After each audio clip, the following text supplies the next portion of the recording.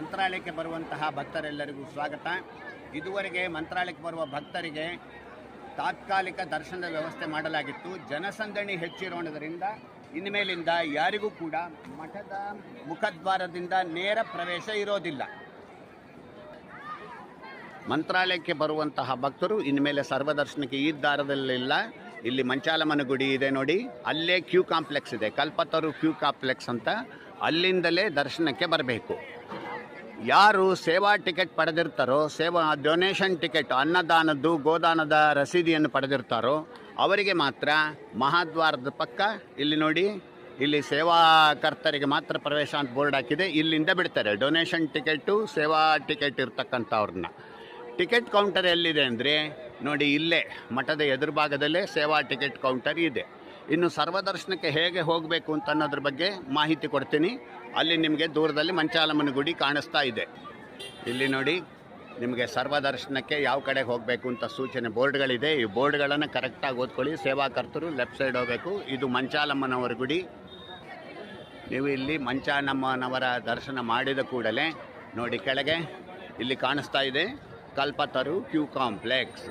ಇದು ಮಂಚಾಲಮ್ಮನವರ ಗುಡಿಯ ಪಕ್ಕದಲ್ಲಿಯೇ ಇದೆ ಕಲ್ಪತರು ಕ್ಯೂ ಕಾಂಪ್ಲೆಕ್ಸ್. ಇಲ್ಲಿ ಸರ್ವದರ್ಶನಕ್ಕೆ ನೀವು ಬರಬೇಕು ಒಳಗಡೆಗೆ.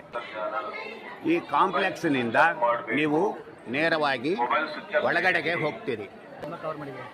ನೋಡಿ, ಹೀಗೆ ದರ್ಶನಕ್ಕೆ ಬರ್ತೀರಿ. ಇಲ್ಲಿ ಇದು ಕಂಪ್ಲೀಟ್ ಕ್ಯೂ ಕಾಂಪ್ಲೆಕ್ಸ್. ಇಲ್ಲಿಯೇ ನೀವು ದರ್ಶನಕ್ಕೆ ಹೋಗೋದು.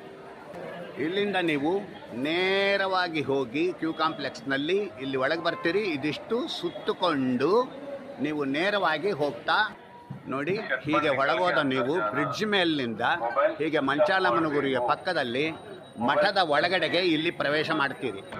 ಮುಖ್ಯ ವಿಷಯ, ಒಳಗೆ ಹೋಗುವಾಗ ನೀವು ಒಳಗೆ ಬರುವಾಗಲೇ ವಯೋವೃದ್ಧರು, ದಿವ್ಯಾಂಗರು, ಗರ್ಭಿಣಿ ಸ್ತ್ರೀಯರು, ಪುಟ್ಟ ಮಕ್ಕಳ ತಾಯಂದಿರು ಯಾರಾದರೂ ಇದ್ದರೆ ನೋಡಿ, ಇಲ್ಲಿ ಪ್ರವೇಶ ದ್ವಾರದಲ್ಲಿ ಈ ಗೇಟ್ನಲ್ಲಿ ನಿಮ್ಮನ್ನು, ಇಲ್ಲಿ ನಾರ್ತ್ ಗೇಟ್ರಲ್ಲಿ ಒಬ್ಬರನ್ನ ಮಾತ್ರ ಜೊತೆ ಮಾಡಿ ಇಲ್ಲಿ ಡೈರೆಕ್ಟಾಗಿ ಒಳಗೆ ಬಿಡ್ತಾರೆ.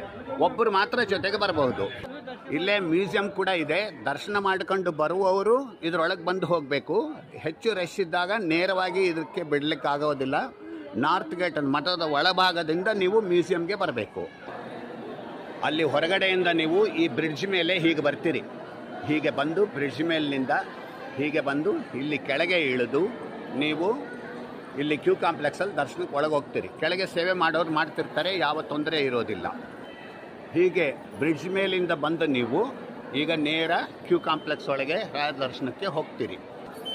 ನೋಡಿ, ಕ್ಯೂ ಲೈನ್ನಲ್ಲಿ ಒಳಗೆ ಬಂದಂತಹ ನೀವು ಈಗ ಪವಿತ್ರವಾದ ರಾಯರ ಸನ್ನಿಧಿಗೆ ಬಂದಿದ್ದೀರಿ. ಅಲ್ಲೇ